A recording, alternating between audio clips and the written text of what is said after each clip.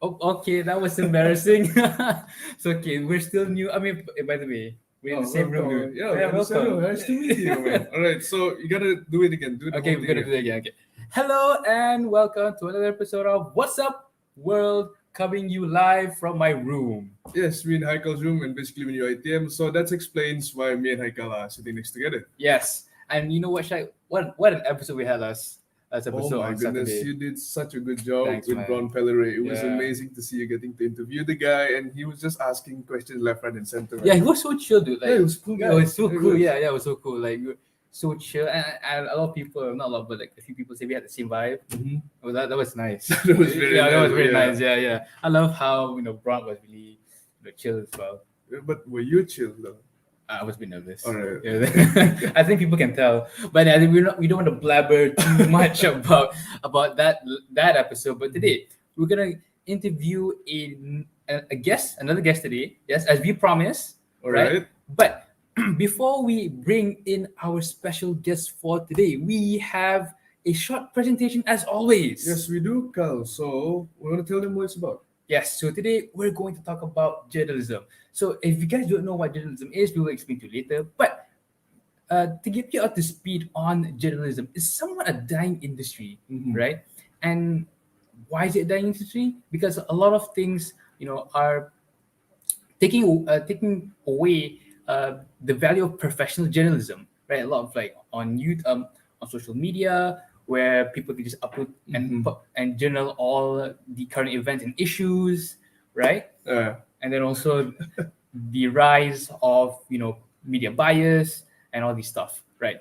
we got a lot in store for them today. There's a lot Yeah, installing we do. today, right? Now, without further ado, let's cue in the slides.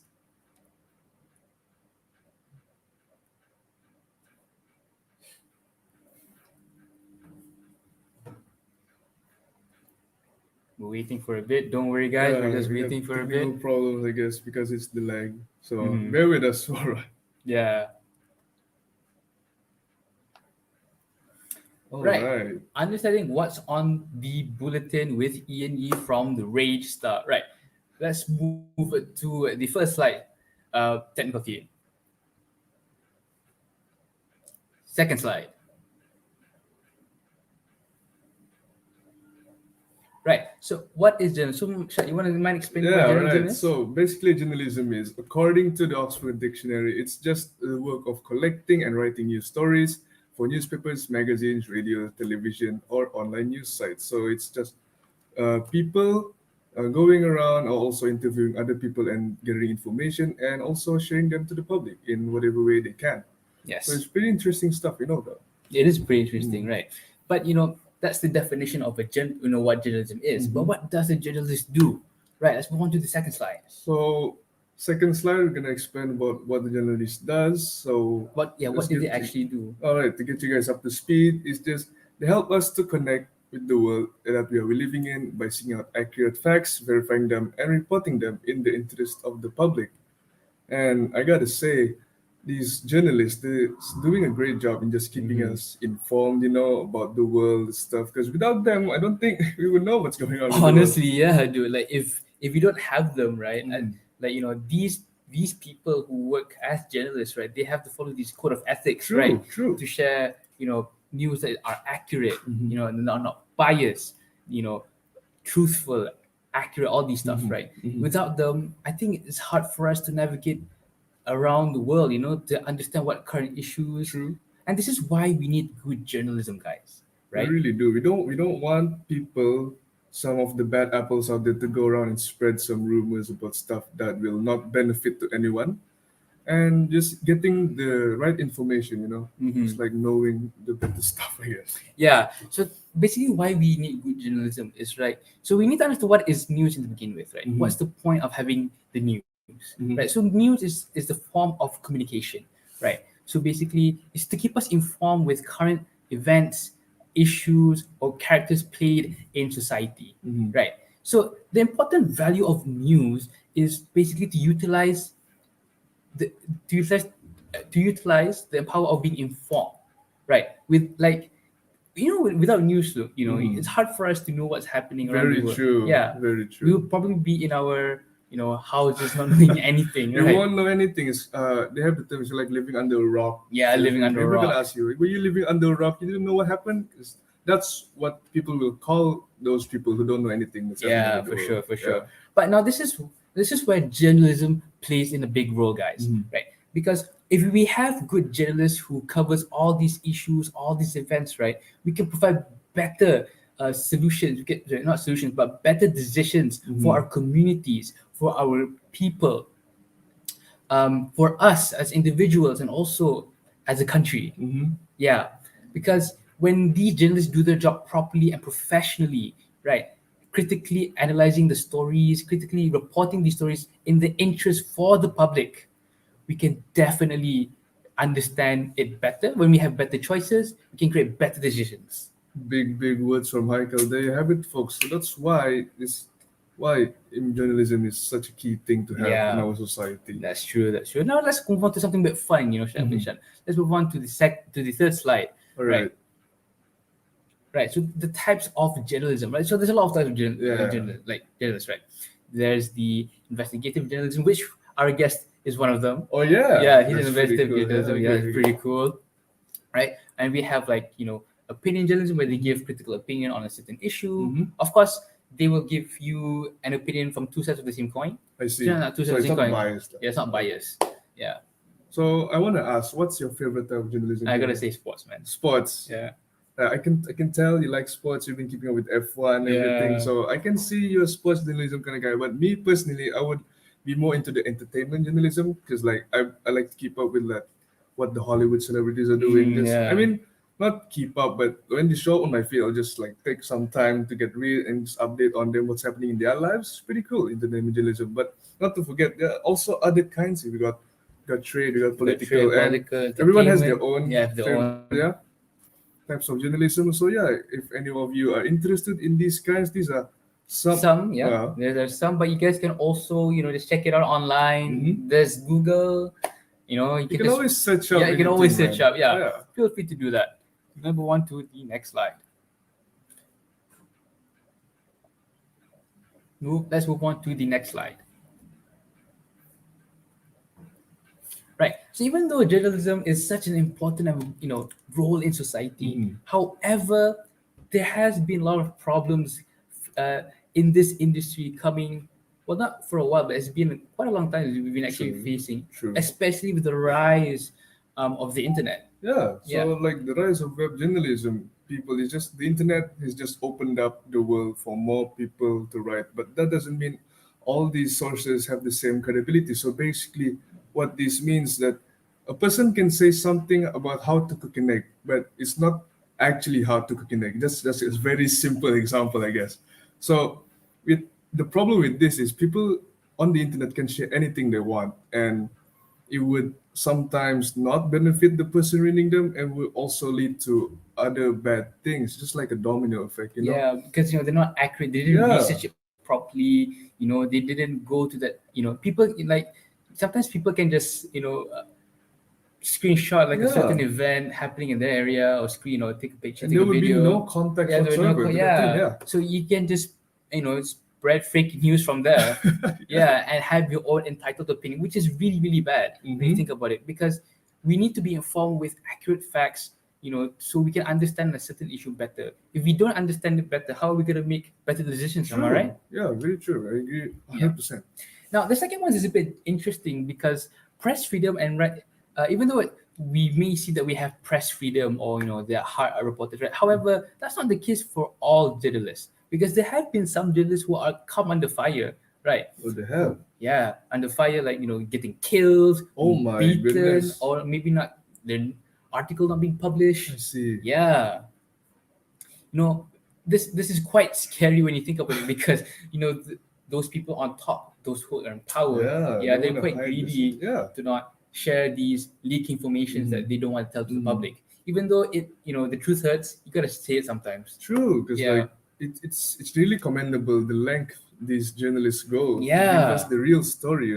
Yeah, like sometimes these taboo topics are the things that we need to take into Yeah. account, We right? don't know this. The general public doesn't know some of these stuff, so we need to know. And we really thank those journalists who are brave enough to go and find Yeah, those to go stories, man. actually go out of the comfort zone and Yeah. find it. Yeah, that's damn awesome of them, really. Sorry, then we go on to the third problem, which is bias, balance, and objective press. So the newspapers, cable television, news, and radio broadcast have all come under fire for reporting stories with a bias. So you want to explain to them what a bias in this context? So bias is basically they have one side, Mhm. right? So there have been some news publications where they just cover one side of a story. They don't actually cover the other side of what's happening, right? So this creates a personal bias towards this that company, right? We're not telling who, of course. Okay, we You can guys, say that. but you guys can also search it up. Which company is a bit biased? But Mhm. yeah, if you understand one side, one perspective, I don't think it will help you make better choices. True. Yeah, You got to learn from both sides. yeah. Because if you just have one choice from if you know just one fact, Mhm. it'll be hard for you to make better choice. Maybe what if that choice is better for you? True. Yeah. That's why you gotta like evaluate all the options, Yeah, all the evaluate all the stories. You gotta options. hear everything. So Mhm. then you make the right decision to do, Yeah, right? yeah. And not only that, even if there's bias in media, right, this could create factions in society. Yeah, what I mean by factions here is basically you're spreading the community with two different beliefs. I see. Yeah, And everyone knows what happens if you split up society. yeah, that is completely, Yeah, we completely don't want bad. that. Not now. At least not now. At Or least not not now. ever, I mean. But yeah, so that is the third problem that journalists Right. face today. Now, okay, now we've done, explaining a bit about what journalism is and what they're facing. Now, before we enter our guests, All right. let's play a short video, if you don't mind. Short video, what he and his team has been doing over the past few years.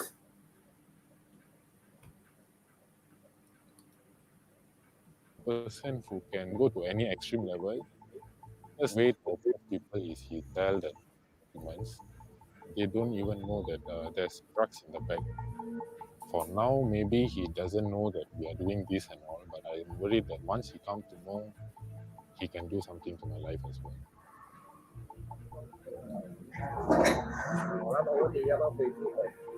资本，你们有安排我的安全吗？阿凡科技的衣服，那衣服里面全部放的每天穿的那件衣服不管。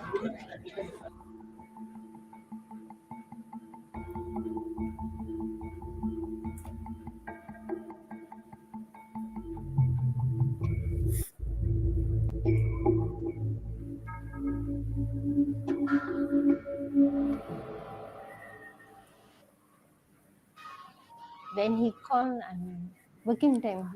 And today was supposed to be your first time. Yeah, today supposed to call me. All right. So as you guys can see, that's just some part of their work they've been doing. It's really interesting. I mean, that was just only 1 minute. I wanted to know more, honestly. I gotta give it a watch after this. Right? Yeah. Yeah, so you see, what they do is very something like special that people don't do. Investigative journalism, right? Just wanted to investigate stuff like this that people don't really talk about, you know? True. Now let's bring in our guest, Chuck. Yes, you want to bring in the guest? Yes. Please welcome Ian Yee. Oh my gosh. Hello, Ian. Hi, hey guys. How's it going? How are you doing? Good. All right, cool. We're doing good as well. So, Kyle, you want to bring you up to speed? Sure. Well, if you guys don't know who Ian Yee is, right? He is an award-winning investigative journalist, right? He and his team has won 2 Peabody Awards in 2 consecutive years, which is really Oh cool. my goodness. No, really, we were only nominated. We didn't win. Oh, sorry. We were You didn't win, but nominated. you were nominated. But still, being Nominated. nominated for a Peabody Award is such a big achievement, Yes, it is, It's an yeah. international award. It's kind of like the Oscars for journalists. It is, yeah. Yeah. Actually. Sort of, right? Right. So, Ian, before we actually dive into the interview with you, let's give a little background of where you work and what you do. You want to give Right, a little brief explanation? Sure. I think most people know will be more familiar with the stuff I've done for R.AGE. So it's an investigative team under the Star. We Mhm. started. It used to be like a college lifestyle type thing, Mhm. but about 5 or 6 years ago, we turned it into an investigative team. So it's a small Wow. group of us, and I think like kind of that space for like lifestyle or like what typically people would see as youth news, like that Mhm. space that was getting a bit saturated. And not necessarily in a good way, because that was the time where you get a lot of these news aggregators coming up.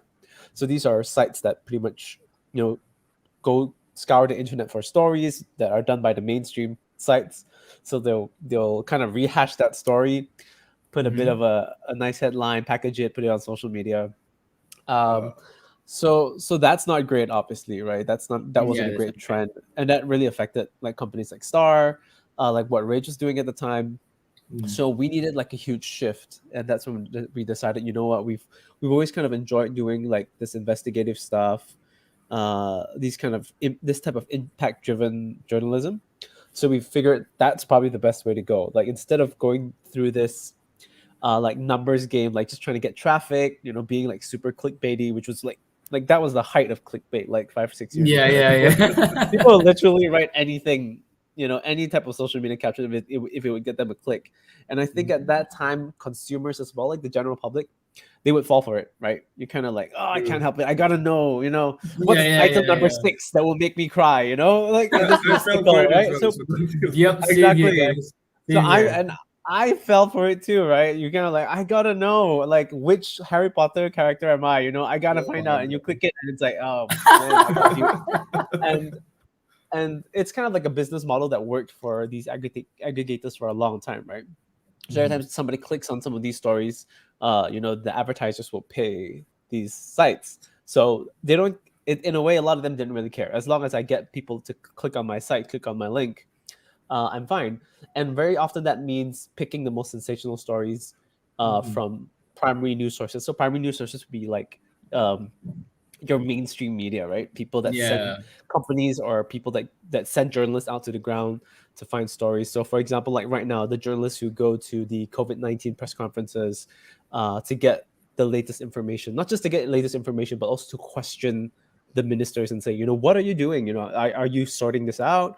Is your plan working, and holding people in power accountable? So those are primary news sources, right? And obviously now we know how important that work is, but there was Yes, a it time when is. people would be like, "What's the big deal?" So if this Yeah. other website wants to copy and paste your story, they're doing you a favor again. They're helping more people see the story and find and be informed. So why are you making a fuss about it? But for primary news sources like us, like it's kind of like you're number one, you're stealing our work, right? It's something we spend a lot of time doing. We go to those press conferences, we do lots of homework beforehand, we do lots of research, Mhm. and obviously there are safety issues. We're on the front lines, even though everybody else is on lockdown. We have to go there, so we go through all this trouble and do all this work, and to have that story just stolen from you, like just copied and pasted, so obviously that doesn't feel great. But number two, there's also the issue of the journalism ecosystem, the financial ecosystem there that Mhm. allows journalism to continue. So by copying pasting these stories, or like rehashing them or rewriting them or whatever you want to call it, basically you're not sending a journalist to the ground, but you're taking their work and you're putting it on their site and you're making money off of it. So we lose that money to you. Like the primary news Oh. sources, Star, News Straits Time, or whatever it is, Malaysia Kini, if you copy their stories, you're taking traffic away from them, you're taking money away from them. So that was obviously a huge problem for our industry. It was affecting Rage as well. We had done some investigations as well, some not so kind of like lower level investigations that took us like maybe a few months, and like 5 minutes after we published it, like literally 5 minutes later, these guys would just copy and paste the whole thing. They Oh might Wow, my my change, like, god. God, Then you yeah, have no like respect. literally, yeah. they might change, they might put in a different headline and maybe the first paragraph, but everything else is more or less the same. And then at the end of the story, at the very end, they'll be like, "This story feels a bit enraged." But by the time Wow. the person has already finished reading the story, they don't have to come to my website anymore. I don't get that traffic. I don't get the advertising money. Um, so it was really really tough. It was a really really tough time for the industry, and I saw a lot of good colleagues who had to be let go because of that. not just in the Star, Wow. but throughout the industry, right? Unfortunate, Like man. people who are dedicated their lives to journalism, and now they're like, oh, okay, I gotta go do something else. I gotta go do PR. I know some who like ended up selling roast pork or whatever. You know, I Oh listen to no! that. Wow. Like they No. just had to shift their entire lifestyle because of this disruption. So there's been positive disruption, but at that time it was mostly negative disruption. It was not good for the industry, and it's not good for the public because now their news ecosystem is so much more weakened. You have fewer journalists on the field, like primary news sources. You have fewer journalists out there in the field doing this because everybody just wants to be a news aggregator. Everybody wants to just scour the internet. And I think this has blown up a couple of times as well on Reddit. Like some of these news organizations, their practices have been kind of like people have criticized it. Like former interns or employees have come out and spoken out against it. Like, oh yeah, we were told to write 10 stories a day. Just find 10 stories online, rehash it, and put it out there. Um, so it was kind of in that climate that we decided, you know what? How is Rage going to get out of this? How are we going to find a way for it? And we decided, let's go back to what is most important about what we do, investigative journalism. If they want to do the numbers game, they want to do short stories, like 15, 20 stories a day, that's fine. We are just going to do 1 or 2 big stories a month and really show them, like, if you really do journalism well, you go to the ground, you go to the sources, go undercover if you have to, do whatever it takes to get the truth out there and make a positive impact with it. Then hopefully audiences will see the true value of journalism and start to come back. So that's what we did. Yeah, it was a huge leap of faith though, because nobody thought it was going to work. Everybody thought investigative journalism in Malaysia with documentary form, like nobody watches documentaries. But we went for it, and thankfully it's kind of paid off. Yeah. I Honestly, see. actually, I've actually watched one of your videos, which is about FGM. Oh, wow, was it Yeah, about? my cousin was in there. Oh, I Ah, see. Yeah, Cool. that was a good piece. Yeah. Nairabaiti. Mhm. That was a good piece. Yeah. So like honestly, it was mind blowing. By the way, like looking at like looking at that that is still happening in Malaysia, and also like even past videos that you've did, it was really amazing. It was so eye opening that Thanks. that you actually get to see these issues. Mhm, mhm. Thank you. Yes, yeah. It's so amazing what you're doing right now, Ian. But let's go back a bit, before you started Race. So why did you want to become a journalist, and what value did you see in becoming a journalism? Sure.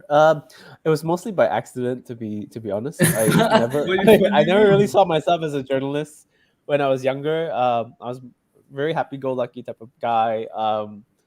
I I didn't really. It's journalism seemed like something so serious, so stuffy.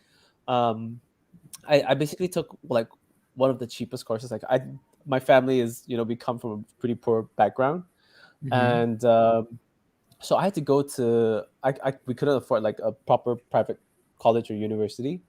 So I went to Tar College, which is obviously great because it just offers a really affordable education. And one of the cheapest courses there was mass comm. It doesn't require any lab work.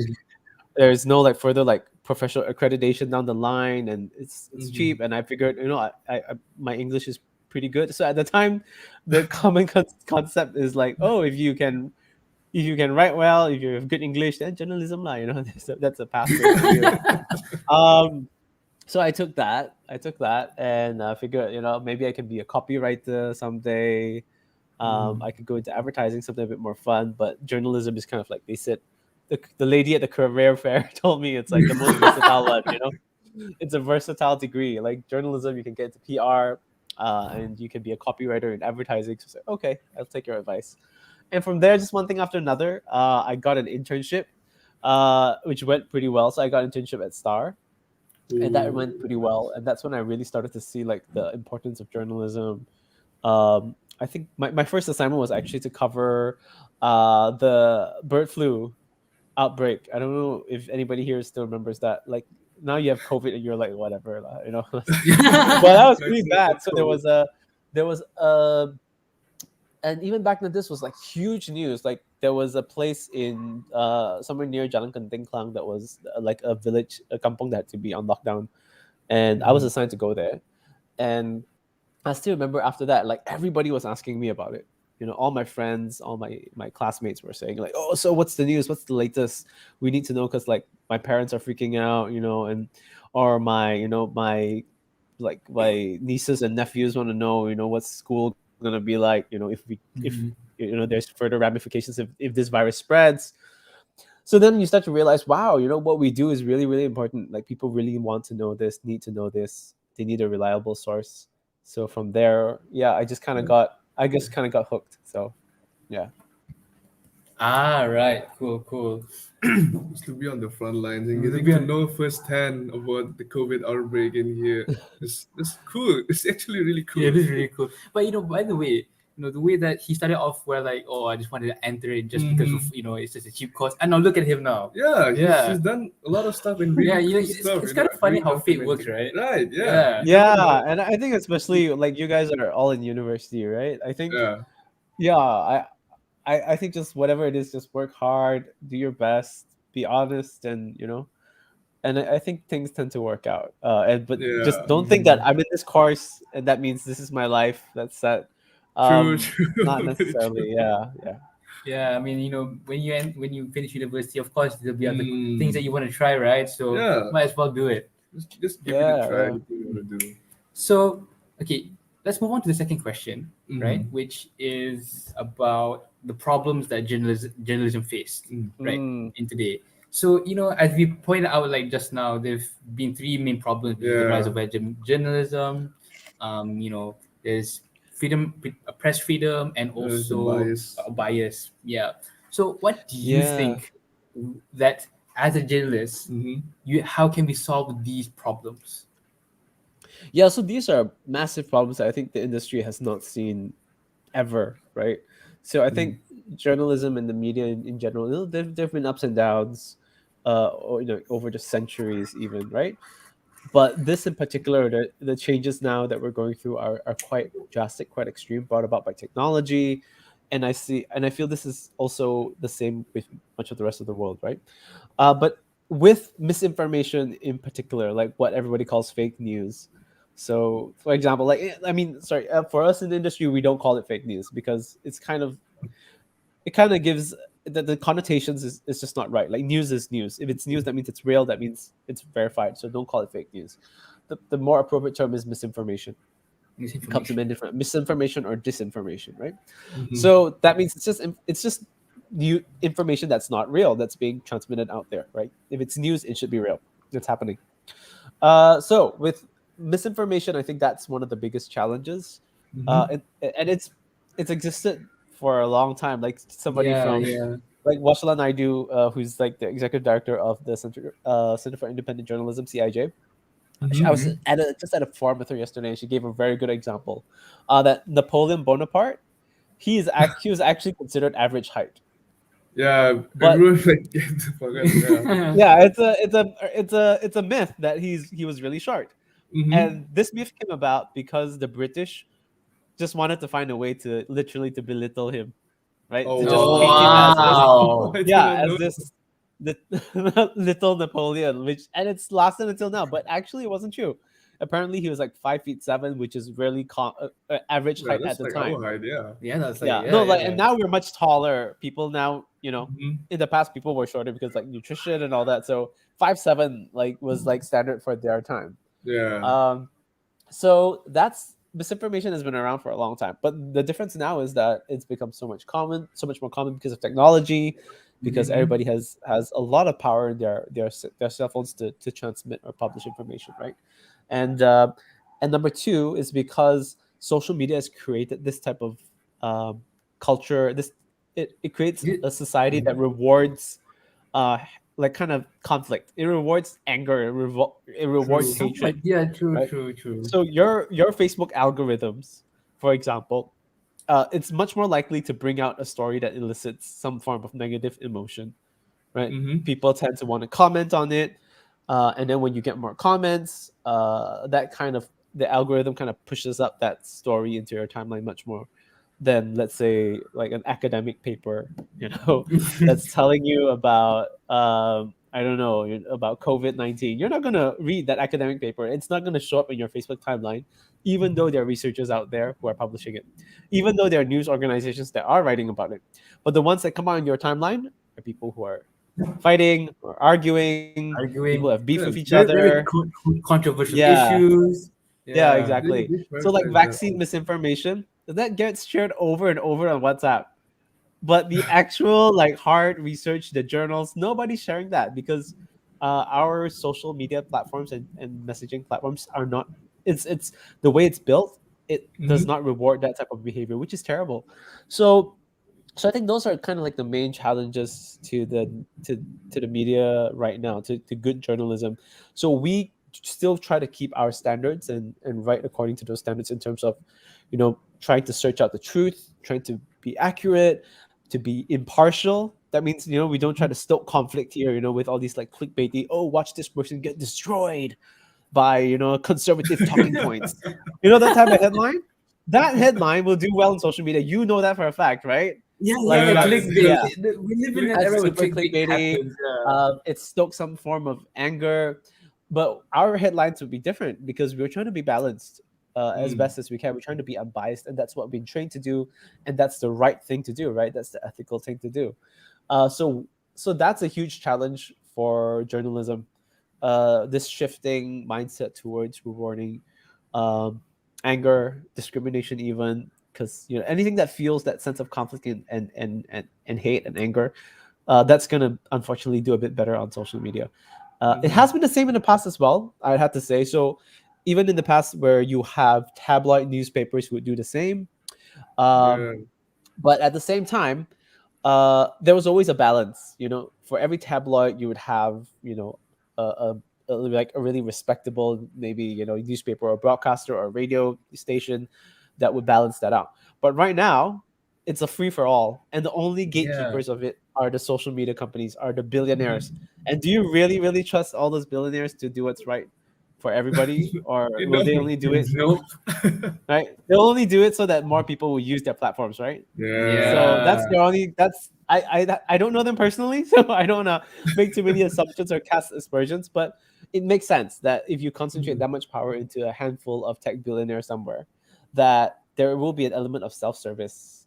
It will be kind of self-serving at some point. Whereas where you have a much more healthy media ecosystem where everyone knows the standards of journalism, everybody appreciates it, everybody upholds it, and it's being done over and a lot of different news organizations are empowered to do it. Governments are empowering them to do it. The people are empowering them to uphold these standards. Yeah. That would be a much more healthier society, right? Versus, let's let these tech billionaires control our Really agree, bro. behavior on a daily basis, through our cell phones. I see. Well, actually, before we move on to our questions, I see Yeah. that there's someone writing a question In the in comments, the yeah. comments. Oh, cool. Why don't we show them to Ian here? I think that this is a pretty interesting question. Pretty cool, yeah. Yeah, let's show the first question. What kind of articles that Really normally attracts attracts university students to be interested to read? Wow. Okay. I don't know, to be honest. I haven't been a university student in a long time. In fact, I'd like to know what you guys think or would be interesting to read. But in general, we have what we call news values in Mhm. the news company. So news values are just kind of like a set of like 7 different elements. Like if your story has these elements, generally speaking, people will want to read them. So you can just Google it up, news values. So things like timeliness. That means if it's something that's happening right now, people want to read about it. Impact. The number of people that will be impacted by this issue. So if you're talking about a story like COVID-19, it's going to impact billions of people. So that's definitely something people will be interested to read. Whereas something like, I don't know, like asthma. Okay, so I'm asthmatic. So it affects not that many people. You know what I mean? So Yeah. then it's more of a niche issue. So that might not have a lot of news value. So so yeah, it's a combination of all these news values that add together that make a story what we call, it's of public interest. The people will are generally need to know these issues if there's any issue of like impact of timeliness or proximity and all these news values. So if you stick to that, chances are whatever age you are, whether you are like, yeah, a newspaper reader or whether you're a university student who's reading things on social media, you try to follow that, try to include as many elements of that. And it's not that you try to force it out, like, oh, I gotta find an element of, for example, one of these values is prominence. Like anything that happens to famous people is of public interest, right? So some prominent personalities, not necessarily famous, but prominent. So, for example, if I got COVID-19, probably nobody. It's not the news. But when Donald Trump got COVID-19, that's the news, Oh right? my Because gosh, he's everyone prominent. He's heard famous. about it, man. Yeah, that Yeah, became a everybody here big heard about issue. it. Such a big issue. So when you write your stories, you try to see whether there is an element of that, and then I would try to focus on these elements, and I'll try to bring that element to the forefront, instead of writing too much about like historical stuff or things that are, not very newsy is what we would call it. So look that up. I hope that helps. Okay, I see. And then there's another question from Mr. Azli. So, which is, what advice can you give for students to kickstart their writing? Read. Yes, simple. One of my Yes. a colleague of mine who's also a news editor used to say this a lot. You are what you read. You know how people say you are what you eat? Like in Yeah, terms of, yeah, like, yeah. your lifestyle, your Yeah, health. that is true, actually. Yeah. Yeah. You are what you read. Yeah. What you Yeah. read actually reflects who you are. Yes. So, so the more you read, the more widely read you are. If you read good stuff, then you'll probably be a good writer. So some of these phrases will stick in your head. The way they phrase certain things, the kind of writing tools they use, like linguistic tools they use, like analogies and all that. The type of humor devices they use. You'll pick it up very subconsciously, and you'll come out in your own writing. I see. Whereas if you're reading trash, your writing is gonna be trash, man. Yeah, you really can't run away from that. So read a lot, read good stuff. Don't just read. So I try to balance things out as well. So for example, you guys were mentioning sports journalism. So I'm a big sports fan as well. And I hate to Alright. say it, but the Daily Mail has a really, really good sports section.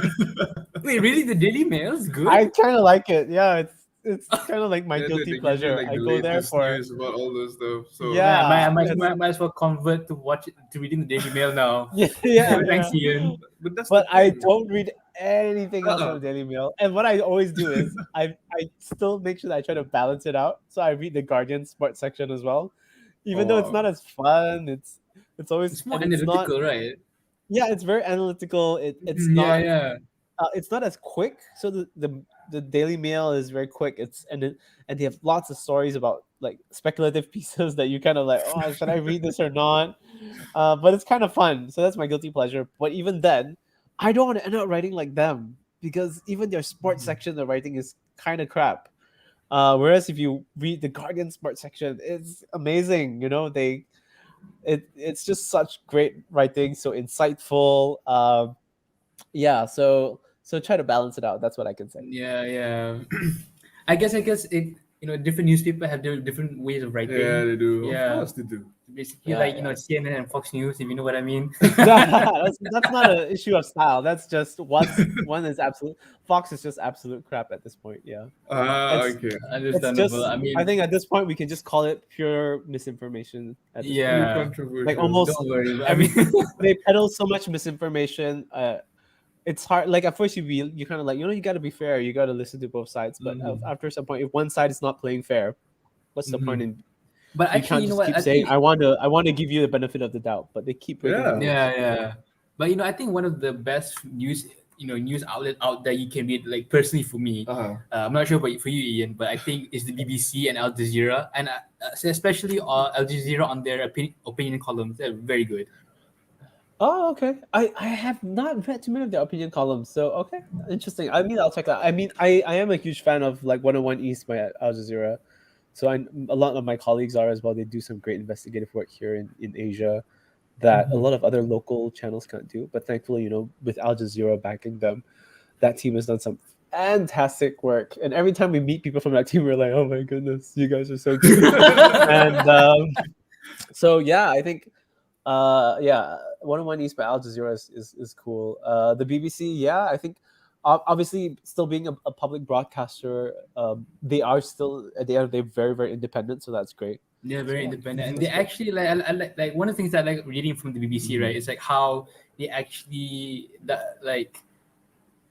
dissect the questions for you to understand the issue correctly. Yeah, which I kind of wish that happens in Malaysian newspapers, in Malaysian, like I want to understand this issue, like give me like, okay, what Give me do I have to more, understand give me first? more. Yeah, give me more. Don't give me just one article. Yeah. Yeah. I wish that too. Like I was saying, I think we all need to make sure that we support our local like media ecosystem a bit more. So these things happen. Like if you're wondering why like local newspapers don't do that, it's because we don't have like journalists don't do that. It's because we don't get that support to do it, because money is going to news aggregators, like to like portals that I mentioned earlier, or because the laws of the country, have been suppressing media for a long time. You have, and these things are they've been spoken about before. It's nothing new. The Printing Presses and Publications Act. You have things like the Sedition Act, Communications and Multimedia Act, Section 233. So all these are things that can potentially be used against journalists and have been used against journalists, to try to kind of like silence them. So so it's easy to sometimes it is easy to get angry at the media, and I understand that. And I know people, especially even like the stories that we did at Rage, and I think the level of reporting of my team is really, really high.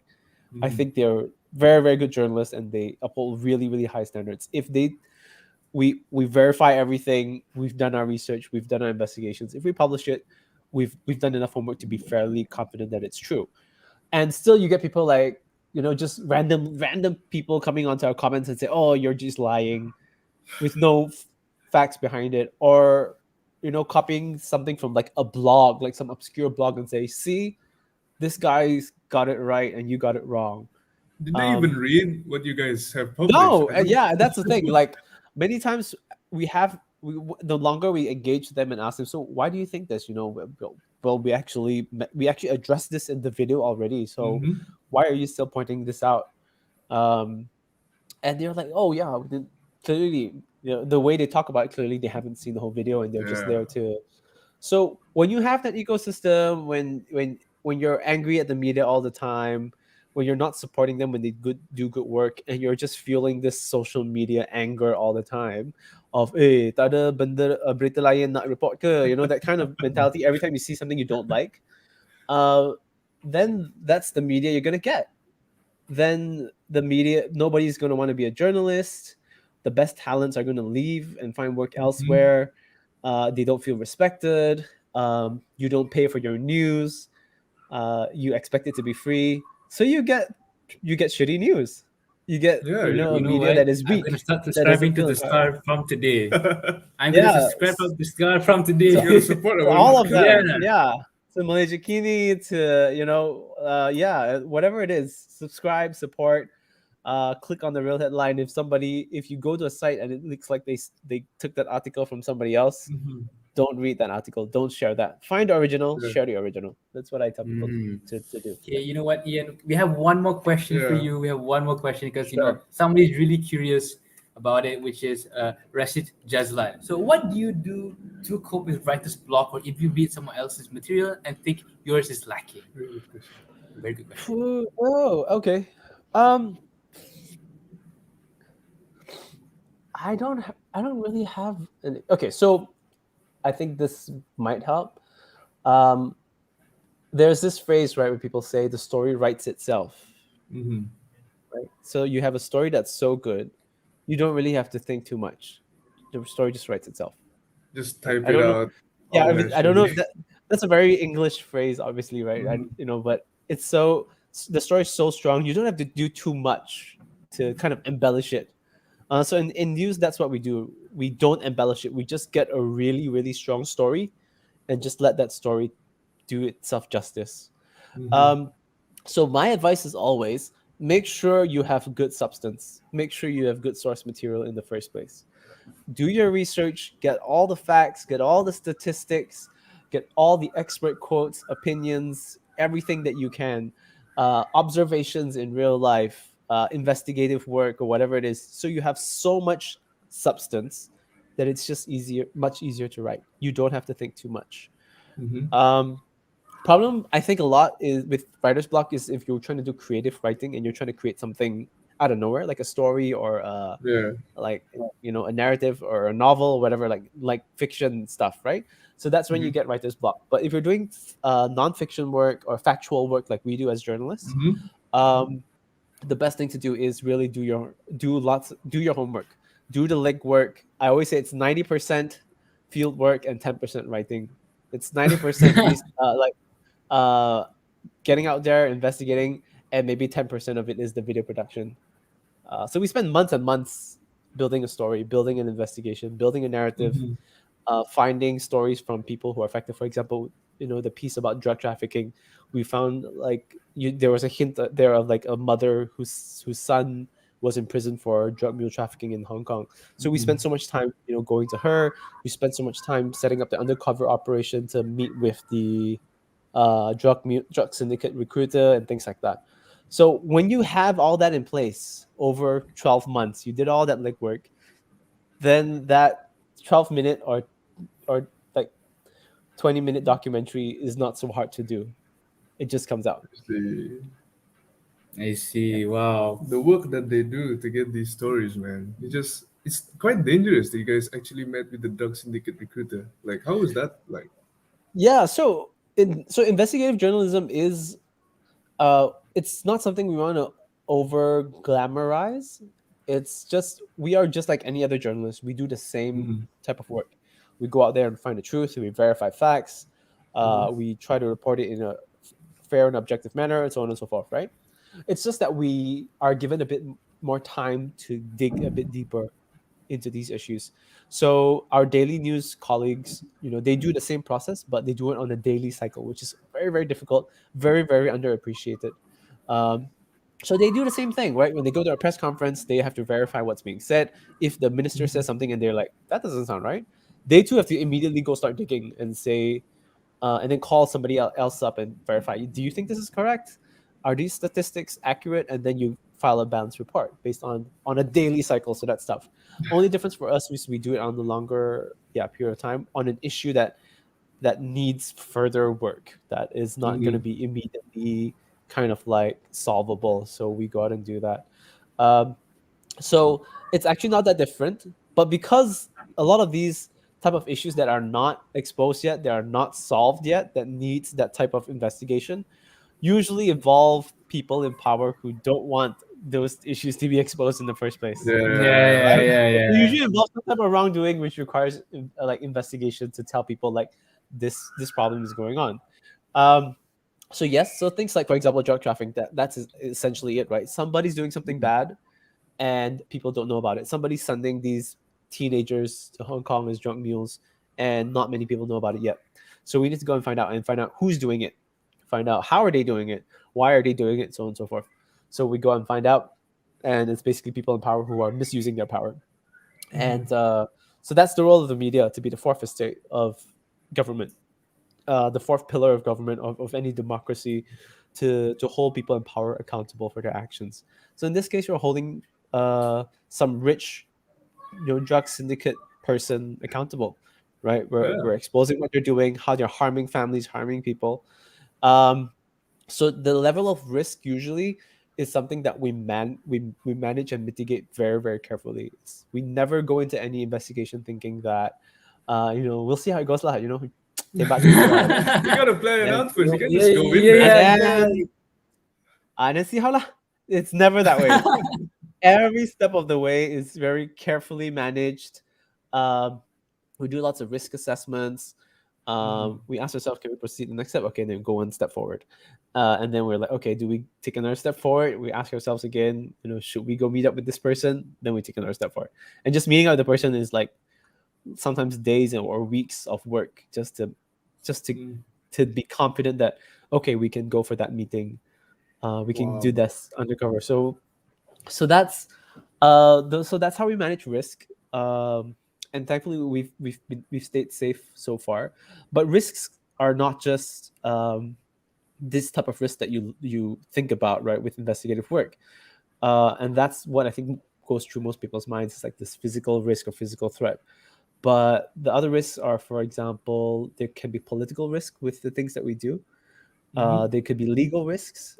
People in power might not like what we are about to expose, and they hire lawyers to try to poke holes in the story, or to try to make your life miserable by charging you with all kinds of, getting you in and out of court all the time. Taking up your time, taking up your energy. So there are a lot of different types of risks that face all kinds of journalists, not just investigative journalists. And I think the sooner we appreciate that, the better it is. Again, like I keep coming back, there's this media ecosystem that we want to build that is like on par with what you said, like on par with what they have in the UK with the BBC or with Al Jazeera. So a lot of it comes back to I think kind of the mentality or the mindset that people have towards the media that is going to affect the quality of media that you have. Wow. We're not listening to a tech talk here. Yeah. Just like really appreciating that you're sharing this all with us. We're very fortunate to hear your story, man. No, I'm very glad that you guys are giving me a platform to talk about this. So I really appreciate it. Definitely, and honestly, I'm still grateful that I also met you as well. Way Yeah. back before, man. Yeah. Small world, huh? Small world, very small world. Yeah. Right. Anyways, thank you, Ian Yee, for sharing your thoughts about journalism. Right, and thank you, everybody in the comments, for actually being very active in Yeah. asking Ian. Very There were a good lot of questions, there are a lot of yeah. good questions. Yeah. We Thank thank you. you. Yeah, We thanks. applaud you for that. Right. So, Shai, do you want to tell us what's happening next for next month? So next one we're gonna have a new episode and we're gonna have another guest. So we weren't telling them the guest is. Well, we cannot confirm just yet. Oh my goodness. Yeah, but we are having another guest. Oh yeah. Yes, but we're going to talk about sexual harassment and what you need to know. Sorry, is it sexual harassment? Yes, it is. Oh, okay. Okay, sexual harassment and what you need to know about it. Right. So sexual harassment has been a big issue in It is a Malaysia, big but issue not still now. yeah, but still now and yeah. also and around the world. Right. And we're gonna get somebody to talk about it in our next episode. But yeah, if you do like this episode, do follow What's Up World. What's on Up World Instagram. on well, not What's Up World, but the English Language Club Yeah. YouTube channel. So do subscribe now. And leave a like. Ring that like and put on that notification bell, right? And do follow Ian's work on Rage and also the Fourth, right? Am I correct? Yes, please do. You can find out how to support our work at thefourth.media. Thefourth.media is like the fourth.media. Okay. The Fourth.media. You might So be you guys heard the man. You guys follow the guy. Support your local news, people. Yes, support the local news, and when you support the local news, we can make better decisions for the lives and the communities of people, right? And also do remember to follow our Instagram page where we actually post a lot of really fun content and also informative content for you to help you be informed with what we're doing right now, Yeah. and also to help you improve your English with our infographics. And last reminder for all UA team students, don't forget to fill in the Google form below to get your e-activity as well. And also for those who are watching this episode now, do fill in the feedback form as well, There's because a feedback form. yes, as well. we really appreciate you to actually give us feedback to improve for better episodes, right? All right. Yes. Nice. So without further ado, thank you, Ian Yee, for coming again. Thank you very much, And man. we'll see you in the next episode. Goodbye, guys. Thanks, guys. See ya. Okay, wait. Ian, I think. Oh yeah, this is the next episode. Yep, coming on Thursday. Okay, end stream.